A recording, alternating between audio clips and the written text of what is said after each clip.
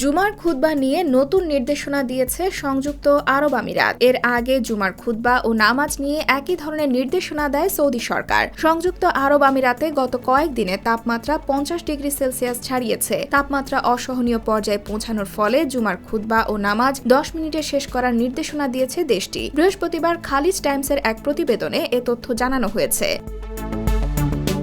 প্রতিবেদনে বলা হয়, দেশটিতে জারি করা এই নির্দেশনা শুক্রবার থেকে কার্যকর হবে। এটি আগামী অক্টোবর পর্যন্ত বলবৎ থাকবে। সংযুক্ত আরব আমিরাতের প্রবাসী মোহাম্মদ ইয়াসিন বলেন, কাজের কারণে তিনি কয়েকদিন ধরে মসজিদে দেরি করে যাওয়া হচ্ছে, ফলে বাইরে উত্তপ্ত জায়গায় তাকে নামাজ পড়তে হয়। গরমের তীব্রতা এত বেশি থাকে যে মনে হয় তার মাথার চুলগুলো পুড়ে যাবে।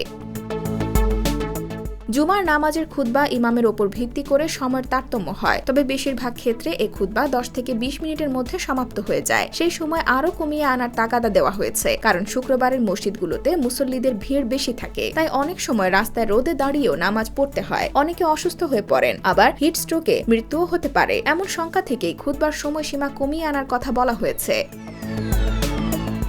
জানানো হয়, তাপমাত্রা আবার সহনীয় পর্যায়ে আসলে তখন আগের অবস্থায় ফিরিয়ে নেওয়া হবে সবকিছু। এর আগে সৌদি আরবের প্রধান 2 মসজিদে খুতবার সময় সীমিত করার ঘোষণা দেওয়া হয়।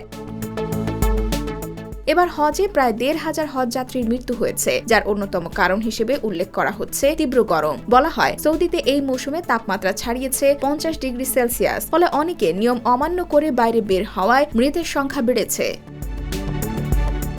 IBTV USA, new York.